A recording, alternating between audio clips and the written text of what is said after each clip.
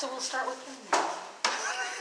My name is Amber Walchuk, and I'm a registered nurse and resident of Charleston County.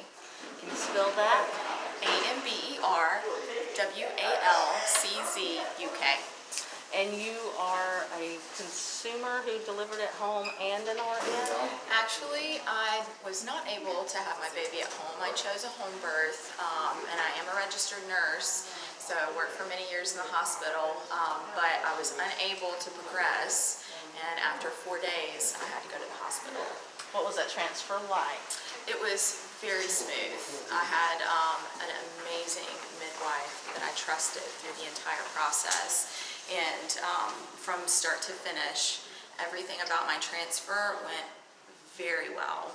So it was after the transfer that everything became traumatic. Oh. So what do you think about these regulations? I think they're awful. They're horrendous, actually. I think that it should be the woman's right to choose whether she wants to have her baby in the hospital or at home. And these regulations are incredibly intrusive from a medical professional standpoint. The liability that is going to be placed on these doctors with the form that they're going to have to sign, doctors are not going to sign that. That's just, it's unreasonable, and I have several other issues with the medications that have been removed that midwives have been able to provide that now they're not going to be able to provide if these regulations pass, such as injectable lidocaine for local anesthetic. That's terrible. They're not offering that anymore, and it's only topical for sutures. That's cruel and inhumane, in my opinion. So the regulations are allowing for suturing without medications. Is that what's happening? They're removing injectable lidocaine for local anesthetic for suturing, and they're moving to only topical, which is a cream, which is not equivalent even a little bit. From a nursing standpoint, nobody would want that procedure with topical lidocaine. So moving back to the liability issue with the physician, can you elaborate on that a little bit? In my experience, physicians are not very supportive of home births to begin with. It is very difficult to find a doctor that does support home birth and will help facilitate that.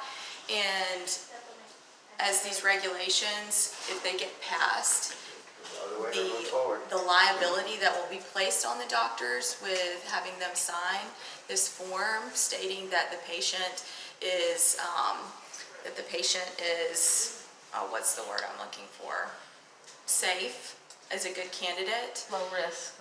Is a low risk candidate. It is not, I just don't feel that they're going to sign something when they're not actually seeing the patient consistently. Because right now, they only have to be seen by a doctor 2 times in a 9-month period. Doctors are not going to sign their liability away for seeing a patient 2 times in a 9-month period. So, is there anything else about the regulations that's... and removing anti-hemorrhagic medications, I don't even understand that. I mean, that's dangerous. And the chance of that happening is very real, whether you're in a hospital or you're at home. And so the fact that these regulations are not providing for emergency care should you hemorrhage, that's a life or death situation. Why? And this is something that is very easy, very simple, and that other midwives in many other states are allowed to administer. I don't understand that. Anything else? I think that's it. Thank you. That's all I have. Enjoy your meeting.